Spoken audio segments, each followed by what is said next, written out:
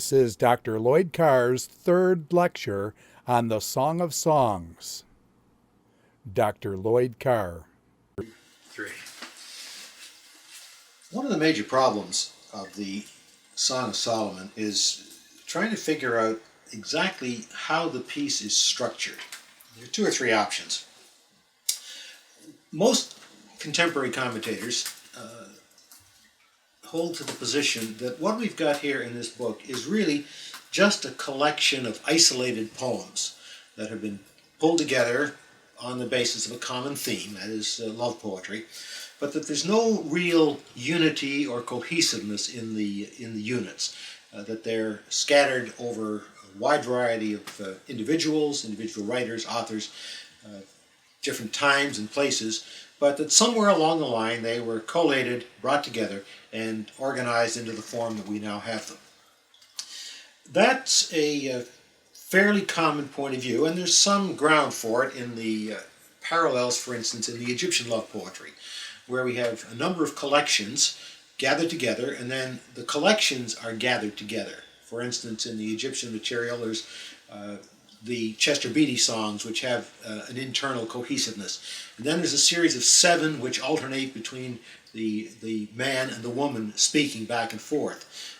There's the series of other songs that are similar to that have been collected, and then the collections have been brought together.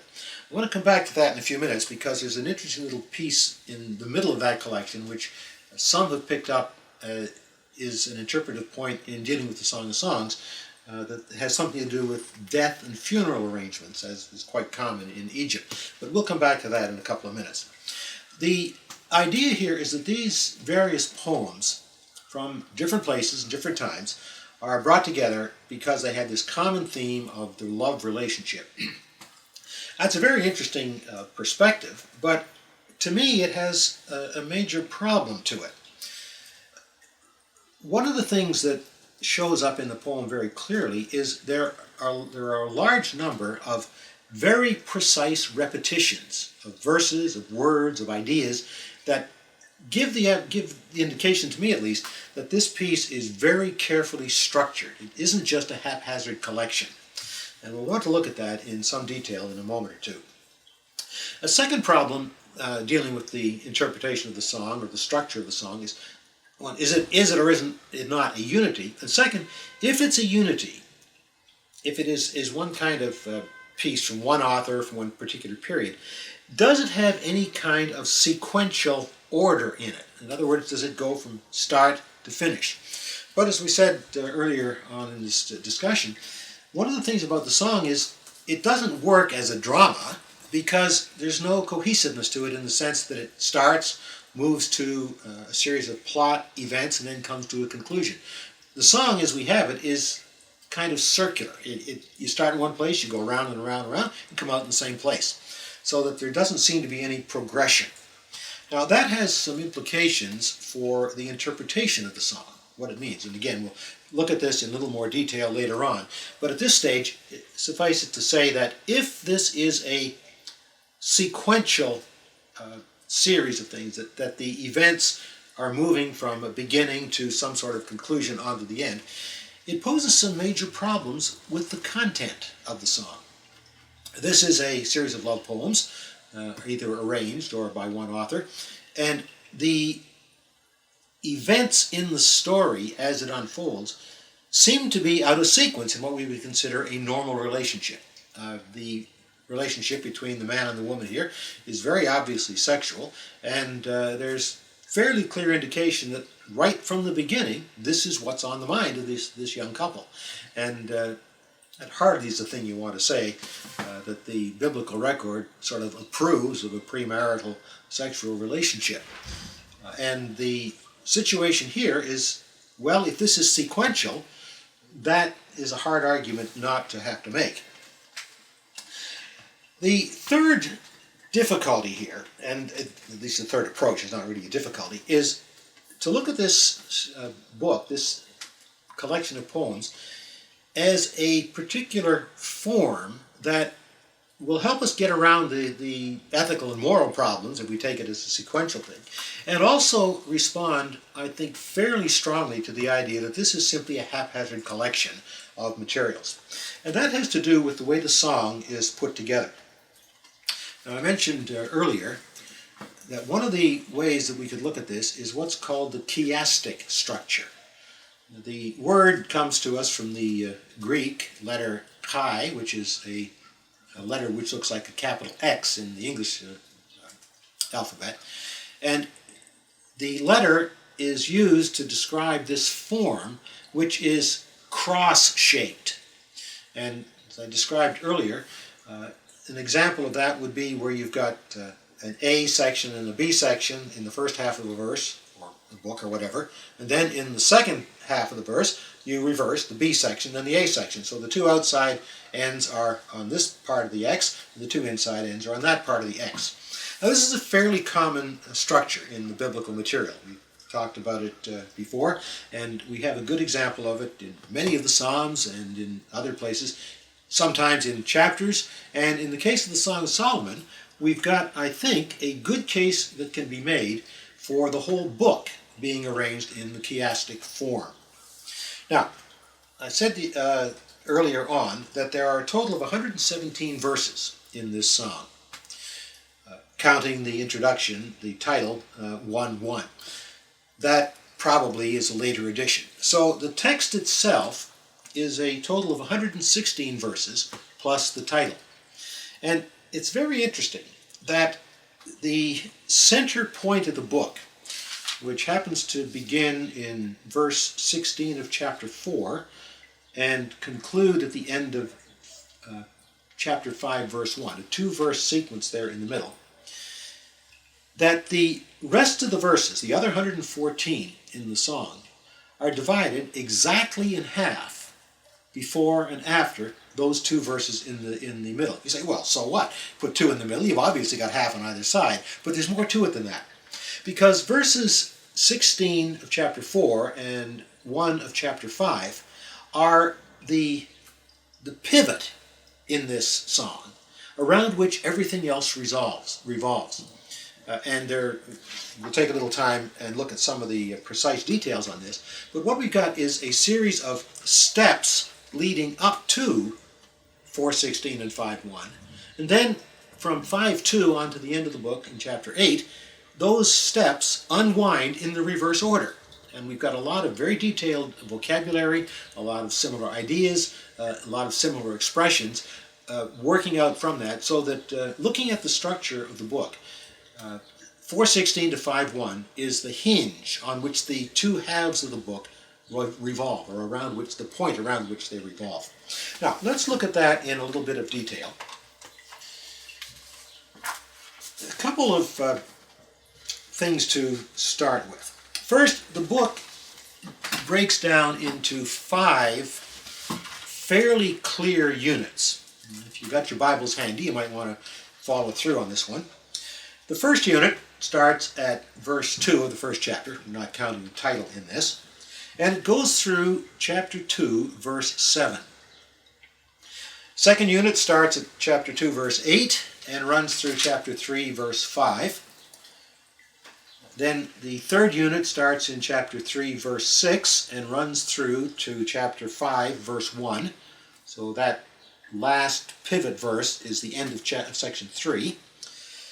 Section 4 begins at 5, verse 2, and ends at verse 4 of chapter 8. And then section 5 begins at the 5th verse of chapter 8 and goes through to the end of the book, chapter 8, verse 14. Now, that sounds pretty straightforward, but let's look at it again in a little more detail. The first unit, chapter 1, verse 2, through verse 7 of chapter 2. I've called that unit anticipation, in which the lover and the beloved are looking forward to their union and to their fellowship and their time together out there. They're looking forward to that. That unit ends with verse 7, and this is the phrase. The woman is speaking. I adjure you, O daughters of Jerusalem, by the gazelles or the hinds of the field, that you stir not up nor waken love until it please. Or probably a better translation of that last phrase, until it is ready, until everything is set. Now that's the climax of this first unit. The unit begins with a call, oh, that you would kiss me with the kisses of your mouth. So there's the anticipation, and now at the end of this first unit, don't get started too quickly. Don't stir up love until it's ready. The second unit begins with verse 8 of the second chapter. The voice of my beloved. Behold, he comes leaping on the mountains, bounding over the hills. My beloved is like a gazelle or a young stag. We'll come back to this unit in a little more detail later on. But the theme here in the second unit I've identified as found and lost and found. And so the story in this section has the girl finding her lover, and then in chapter 3, in the first verse, he sort of disappears. She has to go hunting around the city for him. And then at the end of that unit, verse 4 of chapter 3, she finds him again in her wanderings. And this unit ends the same way the first one did. Verse 5 of chapter 3, I adjure you, O daughters of Jerusalem, by the gazelles or the hinds of the field, that you stir not up nor waken love until it please, until things are ready. So, anticipation in the first unit ends with that little phrase about the gazelles and the hinds of the field and not getting love started too soon. The second unit, they're together, they're separated, and now they're back together again. And again, this adjuration, don't get started too quickly. The third unit begins with the phrase, the passage we looked at earlier, this wedding procession coming up from the wilderness, like a column of smoke perfumed with myrrh and frankincense. And it ends with verse 1 of chapter 5, I come to my garden, my sister, my bride. I gather my myrrh with my spice, I eat my honeycomb with my honey, I drink my wine with my milk. Eat, O friends, and drink deeply, O lovers, or an alternate translation, drink deeply in your lovemaking. This unit I've identified simply as consummation. If we're looking at this as a marriage poem, this would be the wedding celebration and the beginning of the honeymoon. Beginning with this procession coming up and then fulfilled there in the garden as the lover and the beloved consummate their marriage. Now, notice this unit does not end with don't stir up or awaken love until it please, because now it's time. This is the wedding. This is the marriage. This is the time for the love to be expressed. But the idea of consummation is right there, and it starts off as the unit does with this growth towards the wedding and the celebration. Unit 4, beginning in 5.2 and concluding in 8.4, is the reverse of the second unit, which was found and lost, and found again, that's kind of in a parenthesis. This one, it's a losing in chapter 5, verse 2 following. My beloved was knocking, I wouldn't let the door open, and he went away, left me for a while, and then she goes out trying to find him, and ultimately she does. If you find my beloved, tell him I am sick with love. And then there's a discussion back and forth between the daughters of Jerusalem. And ultimately, by the time we get down to chapter 8, the 4th verse, they are found again. And it repeats many of the ideas of the second unit in chapter 2, verse 8 through 3, verse 5. Lost and found. Then the final unit, beginning at 8.5 on to the end of the chapter, I've identified simply as affirmation. This is an approval, a statement of certainty that all that's gone before is now brought to bear, and this is the affirming of the whole relationship. And in the last section here, well, back up just a moment. The section begins, verse 5 of chapter 8. Who is that coming up from the wilderness, leaning on her beloved? Now that's very close in anticipation to the beginning of the third unit. What is this coming up from the wilderness like a column of smoke? So there is that, one of those kind of things there, spelling it out. Then it concludes, verse 14, make haste, my beloved, Be like a gazelle or a young stag upon the mountains of spices. Now, the 8:14 conclusion is not exactly like the ones in the earlier account. Don't stir up love until it pleases, but you still got the gazelles and this link here. This is what my beloved is like, and there is that unity. So again, it's not an exact or precise parallel, but it's very, very close. The third, the marriage ceremony, and this fifth one conclude with the idea of consummation. The other three with the idea of don't get started too quickly. And here we are.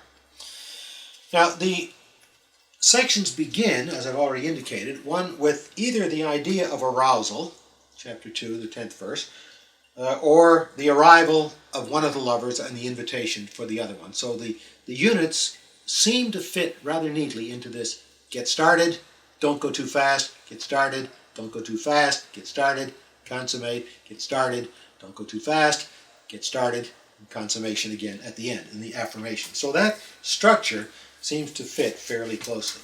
Now, beyond that, there are some very specific details about the book and about the structure of it. There's this repeating cycle, but there is also a series of very close parallels in vocabulary all the way through these units. Let's look at it a little more closely here in the song and some of the structures of it. Anticipation. First chapter, first two verses after the introduction, after the title. 1:2 to 1:4. Oh, that you would kiss me with the kisses of your mouth, for your love is better than wine, your anointing oils are fragrant, your name is oil poured out, therefore the maidens love you. Draw me after you, let us make haste. The king has brought me into his chambers, we will exalt and rejoice in you, we will extol your love more than wine, rightly do they love you. The beloved, the woman, her first request is to her lover to kiss her, take her into the chamber, and there exalt and rejoice in their love. This is her first request.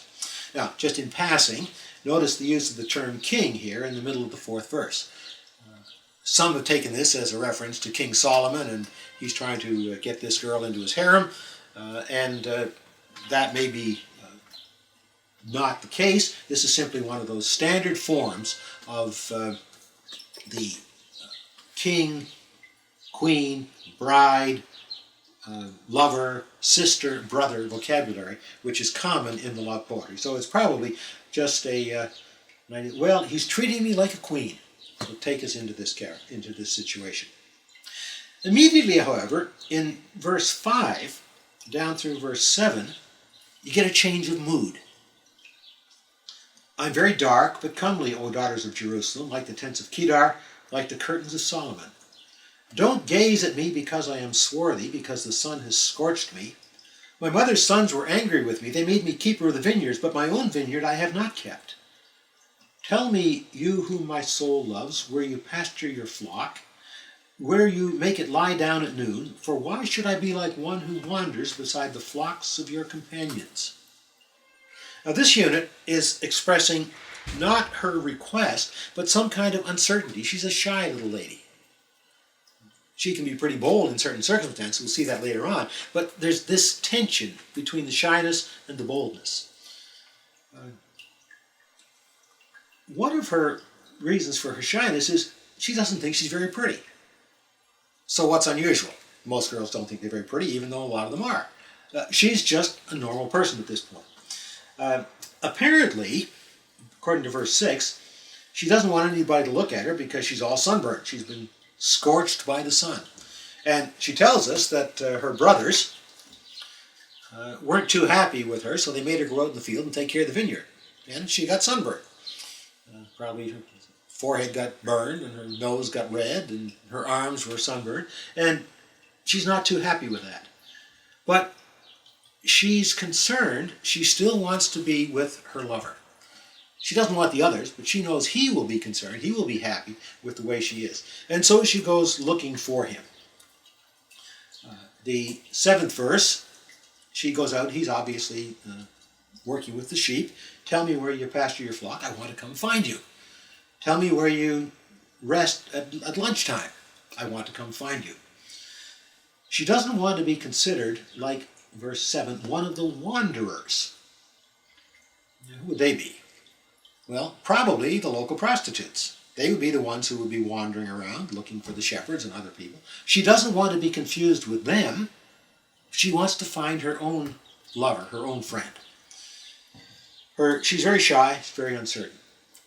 Now, in the third section, verses 8 through 11 of the first chapter, her lover appears, and he speaks, and he's quite encouraging. If you do not know, O fairest among the women, follow in the tracks of the flock, and pasture your kids beside the shepherd's tents. I compare you, my love, to a mare of Pharaoh's chariots. Your cheeks are comely with ornaments, your neck with strings of jewels. We will make you ornaments of gold, studded with silver. So now he's telling her, yeah, you're pretty. You're very good looking. You're beautiful. In fact, you are the ultimate in sex appeal. This mare, who's let loose among the war chariots and the stallions, causes all kinds of confusion. Honey, that's what you do to me. I love you, and let's share this. You're beautiful, your cheeks, your ornaments, your neck, and in fact, we're going to give you even more gold and silver ornaments. The next little section, 12 through 14 of the first section, the girl is speaking again. While the king was on his couch, again a reference back to verse 4, the king, and again in this case her lover, my nard gave forth its fragrance, her perfume. My beloved is to me a bag of myrrh that lies between my breasts. My beloved to me a cluster of henna blossoms in the vineyards of En-gedi. So she's starting to see herself through her lover's eyes, rather than through the eyes of those who want to despise her and turn her away. She's already forgotten that she's sunburned. She's just rejoicing in his interest in her. And then this first section finishes up with what I think is a kind of a bantering exchange between the lover and the beloved. Look, you're beautiful, my love. You are beautiful. Your eyes are like doves. The rabbinic tradition has the idea that beautiful eyes are the sign of a beautiful character. So he not only likes her looks, he likes who she is and what she is. You're beautiful, your eyes are like doves. You are beautiful, my beloved, truly lovely. Our couch is green, the beams of our houses are cedar. It's plural there, they're houses, not just the one house. And the rafters are pine. What's he talking about here? Well, obviously, the lover and the beloved are out somewhere in the country. They're on the hill, perhaps, where they're lying down in the shade, and they're under that shade of that tree. The rafters over them are pine beams or cedar beams, and the roof is the leaves or the needles on the trees. Very ordinary picture, but look what they do with it. It becomes the place where they are together, where they're sharing their love, and this becomes a very interesting motif that follows through the rest of the poem. Now, in the first part of chapter 2, which is the end of this first unit, she responds, I am a rose of Sharon, a lily of the valleys.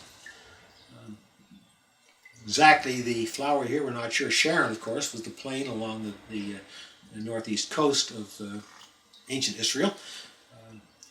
Wildflowers grew there, and this is perhaps some kind of a daffodil or one of those types of flowers that grows from bulbs. The word rose means something which produces bulbs or is bulbous, not rose like we have. So it's some kind of maybe a daffodil or one flower, something like that.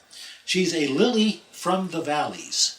Not the lily of the valley as the old King James version has it, not like our little white bell-shaped flower, but a lily that grows in the valleys down there at Sharon. She's identifying herself just a little simple country girl, but he's not having any of that. Like a lily among the brambles, so is my lover, my beloved, among the maidens. Girl, you're the prettiest one around. You're like the only lily among all the thorny bushes down there in the valley. I really think a lot of you. She responds, verse 3, as an apple tree among the trees of the wood, so is my beloved among the young men. With great delight I sit in his shadow, and his fruit is sweet to my taste. He brought me to the banqueting house. The banner over me was love. Sustained me with raisins, refreshed me with apples, for I am sick with love. His left hand under my head, his right hand embracing me. I adjure you, O daughters of Jerusalem, by the gazelles or the hinds of the field, that you stir not up nor awaken love until it please. And this last unit is the woman speaking again, as she responds to the compliments and the obvious enjoyment her lover has in her presence, and she is delighted to share that. Now, we're not going to go through the whole book like this, but this gives you an idea of how the interchange is taking place. Lover to beloved, the daughters of Jerusalem, the women who are there watching. Interesting group. They appear a number of times, and it might be to the point here to make just a comment about them, because it does bear a little bit on the interpretation. In the Hebrew idiom, to call someone a son of something is to not necessarily indicate simply the physical descent from that person, but rather it expresses someone who has the character or the characteristics of the person that he is being identified with. The son of the father has some of the characteristics of the father, maybe the physical appearance or the attitudes, the mental things. But the biblical material talks about being certain people being children or sons or daughters of righteousness. That is, they show the character of being righteous. Or, for instance, the case in the New Testament where Jesus talks about people being the children of the devil, your father the devil. They have devilish characteristics. Well, here I think we have a similar kind of thing. The daughters of Jerusalem are the women who show the characteristics of the city girls. A little more sophisticated, a little more involved in the culture of the community, where she identifies herself simply as a farmer's daughter, a vinekeeper's daughter, working out there in the fields. So she's a country girl. These city girls, well, they are really the best. They've got all the better clothes, they have all the better things going on. And here she is being compared with them, and her lover said, "You're the best of the bunch. Much better than those girls." So she responds, "Okay, city girls, don't get things going too quickly. Let's let love take its appropriate time." On this second chapter, this is kind of anticipating something that I was going to do a bit later on, but since we're here, we'll look at it right now. I mentioned the other day, last time we were looking at this, that one of the problems with the interpretation of the song is the vocabulary. Over half the words in the song are unusual words. Only about 18 verses in the song do not have an unusual word in them. And in this fourth verse, we've got a couple of instances of this kind of thing. Now, I picked this particularly because this text is one that is very often set to music and sung with the children down in the primary school or in church on Sunday morning. He brought me to the banqueting house. His banner over me was love. The implication is that Jesus brought us into his presence, into the banquet room, and now we are recipients of his great love for us, as the New Testament spells it out. Now, that's all perfectly true, but getting it from this text is a little bit tricky. A couple of reasons. Notice we're in the context here, and you try to take the texts in their context. It makes much more sense. We're in the context here of a relationship of a young woman delighting in the physical presence of her lover. With great delight I sat in his shadow, and his fruit was sweet to my taste. Verse 5, sustain me with raisins, refresh me with apples. I'm so much in love, I'm sick. Now, here, the two things. One, apples were often considered in the ancient world as an aphrodisiac. They got love stirred up. Next verse, don't get going too quickly. Raisins. There's a number of texts in the literature, both biblical and other ancient Near Eastern texts, where raisins, or more specifically, little cakes made with raisins, were part of the offerings which were made to the pagan goddesses as part of the fertility ritual. So raisins also have this overtone of sexual arousal. Now, verse 4 is right in the middle of that little bit. That might suggest to us we need to be a little bit careful about how we interpret this particular verse. He brought me into the banqueting house. Well, the term there is one that occurs nowhere else in the Old Testament. It's specifically here. And it means the house of wine. Two little word combinations. Now, what in the world is the house of wine? Well, there's a couple of possibilities. It could be simply the vineyard, where the wine is, where the grapes are grown and the wine is gathered. That's one possibility.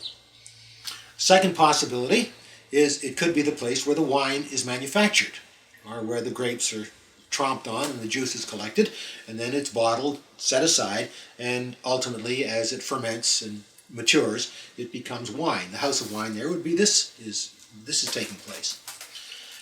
Third option is that it's the place where the wine is consumed.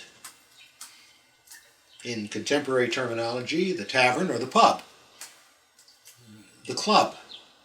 Now, any one of those would make sense in this context. He brought me to the banqueting house. Maybe they're out in the fields, in the vineyard, hiding behind the vines.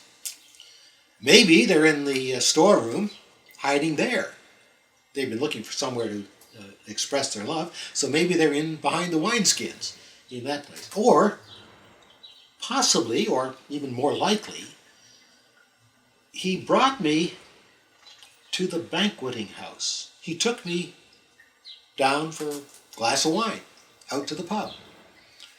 Not with the intent of getting me drunk, but at least just getting me warmed up a little bit.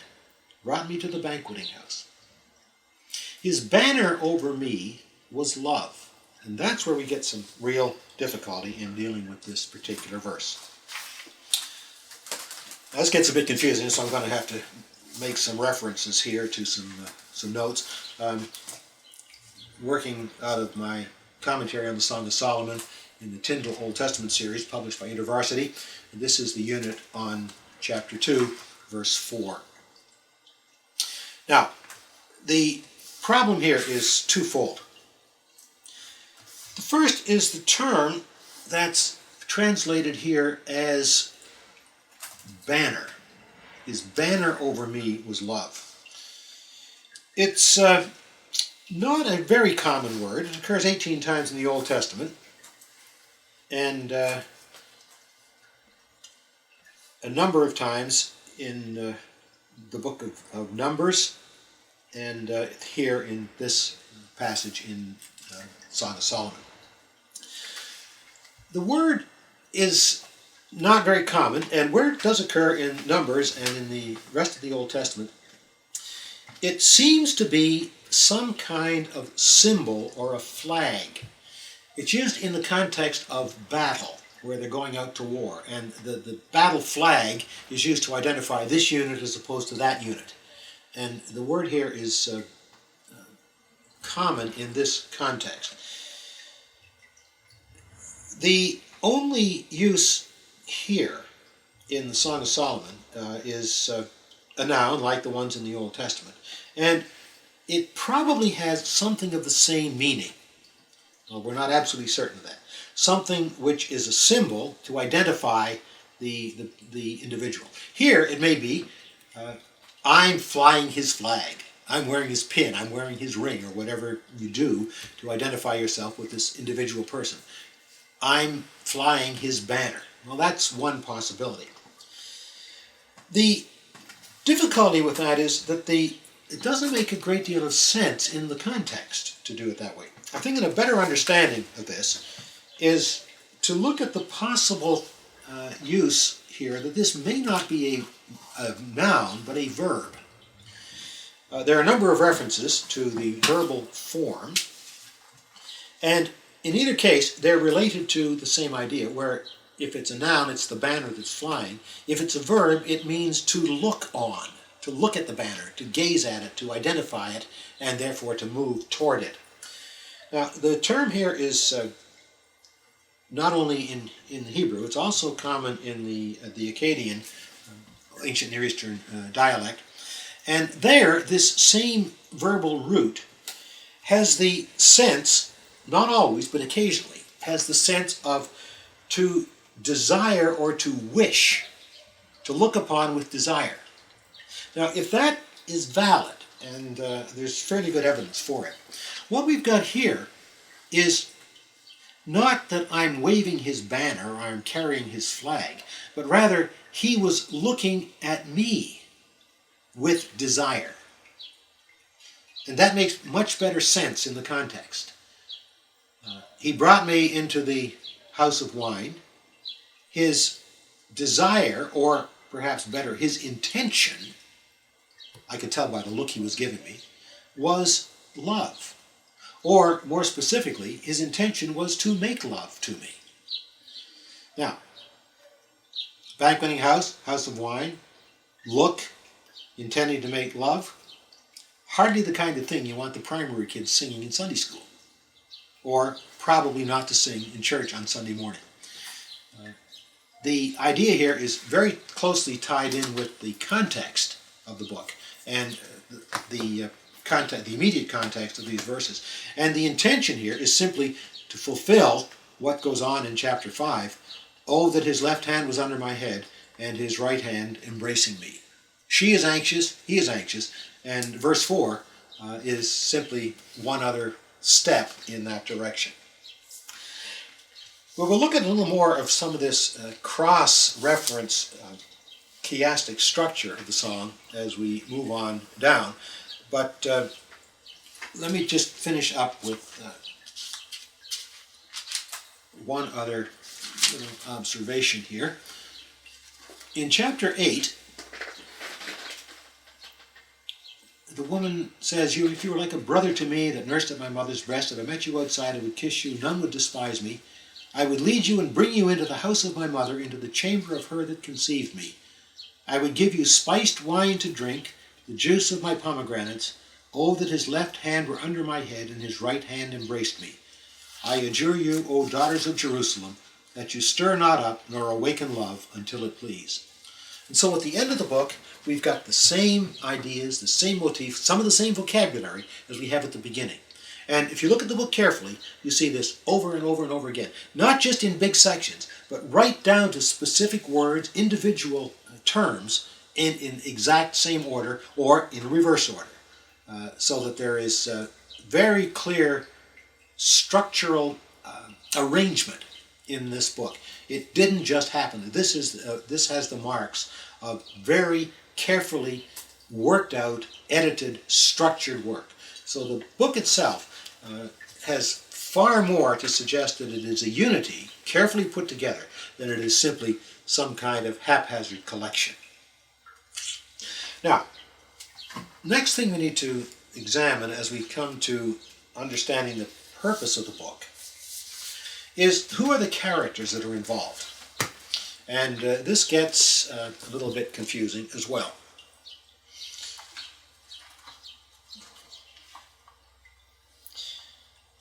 I can find the page that I had marked.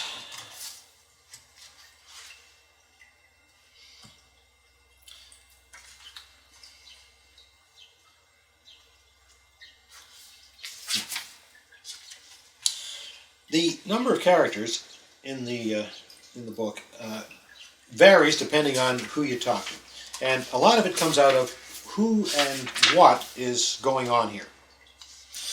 Now, one of the problems that we have when we start to identify the characters here is how many different units or sections are there in the book? And there is absolutely no agreement on that. Let me just give you an example here. The Revised Standard Version, which I am reading from, divides it into 36 different units in the 8 chapters. It doesn't identify any speakers. It simply assumes that you can tell this is a woman speaking, this is a man speaking, or this is a group speaking. The New English Bible has a total of 38 chapters, and it divides them up into 3 groups: the bride, the bridegroom, and the various companions. The New International Version has 32 units, the lover, the beloved, and the friends. The Jerusalem Bible, the French translation, has 26 characters or sections. The Vulgate, the Latin Catholic Bible, has 44 in it. The rabbis in the Hebrew tradition see it as 21 units. They don't seem to care who's speaking, they just divvy it up any old way to get 21. And others range from 28, 29. I mentioned earlier Calvin Searfeld, the Toronto scholar who did the oratorio based on the Song of Solomon. He divides it up into 62 separate speeches and songs. And apparently nobody can really agree. More or less, somewhere in the 30s is a probability, but we can't be absolutely certain. Now, what is the problem? The woman in the story is fairly straightforward, fairly obvious. There's just one major female character here, and we're not exactly sure who she is. There are a couple of possibilities. Over in chapter 6, 13th verse, somebody or some group of people, obvious this looks like a plural, says, "Return, return, O Shulamite, return, return, that we may look upon you." Now, we'll come back to this section a little bit later. I want to examine some of the details in it here. But for this point, at this stage, the important thing is this identification of this young lady as the Shulamite. Or, if you take that as a proper name, Shulamith. Possibly, could be either way. Now, who or what is the Shulamite, or who is the Shulamith? Traditionally, in early rabbinic interpretation and most of the other commentators, she is identified as a girl from the country, perhaps from the little city of Shunem up in Galilee, although the link between Shunem and Shulam is a later New Testament identification. There's no identification like that in the Old Testament period. But it's possible she may be the girl from Shunem. That sets up one interesting little possibility. Back in the book of 1 Kings,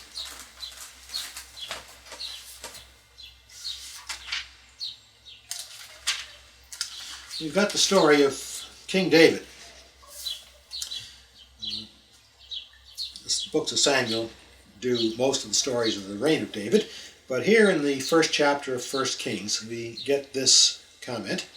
King David was old and advanced in years, and although they covered him with clothes, he couldn't get warm.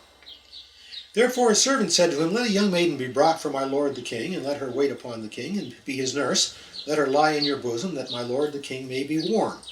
So they sought for a beautiful maiden throughout all the territory of Israel. And they found Abishag the Shunammite, and brought her to the king. And the maiden was very beautiful, and she became the king's nurse and ministered to him, but the king knew her not. The idea here is that this young lady, Abishag, the Shunammite, might have been the woman in the Song of Solomon. Now, in the story in the book of Kings, one of Solomon's brothers wanted to take Abishag as his wife, and he promptly got himself expelled from the kingdom because he was trying to claim the king's place, which was Solomon's. Now, if this song is about Solomon, then maybe the Shunammite is Abishag. Now, that's pushing it a little bit, because as I said a moment ago, Shulam and Shunem, there's no Old Testament identification for the link of those two names, but perhaps there is some kind of link. Whatever, this young lady is a country girl who is in the situation here of having to make a choice. Now, the second and most difficult identification here is how many men are involved in the story. And it boils down to two options, basically. One is that this is the story of the Shunammite, Abishag, or some other girl from Shunem, who is being brought into the harem of King Solomon. He's already got 700 wives and 300 concubines, but he wants one more. So he is going to bring this young lady in. Unfortunately for King Solomon, she's got a boyfriend back in Shunem, a country boy, a shepherd. And she loves him. She doesn't want to come into the harem.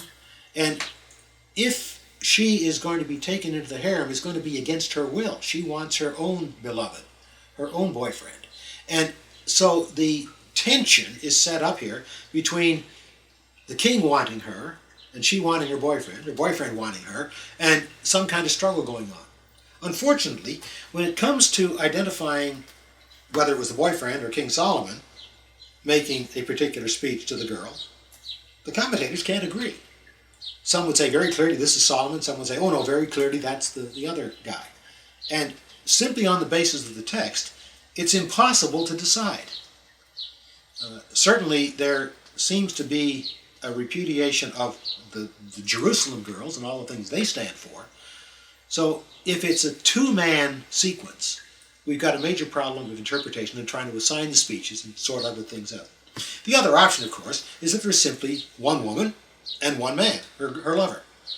That makes much more sense out of the continuity in the story, and it avoids the problem of trying to identify who said what to whom under what circumstances.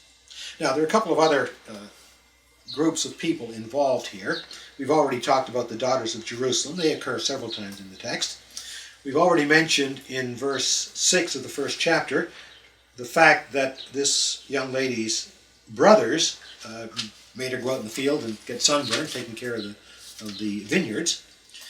And we also have, over at the end of the book, chapter 8, verse 8 following, another reference, indirect reference, to the brothers who are not identified, but who are speaking. There's this comment: we have a little sister, she has no breast, she's not mature yet. What should we do for our sister on the day when she is spoken of? Somebody's going to be after her, how do we protect her? So we've got the brothers and the sister, got the girls from Jerusalem. And then if we read the passage here in the middle section correctly, we've got the guests at the wedding feast. We'll see them when we look in a few minutes at chapter 7 and the celebration of the wedding.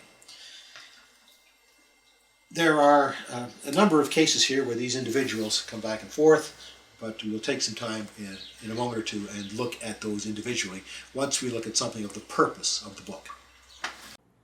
This was Dr. Lloyd Carr's third lecture of 4 on the Song of Songs.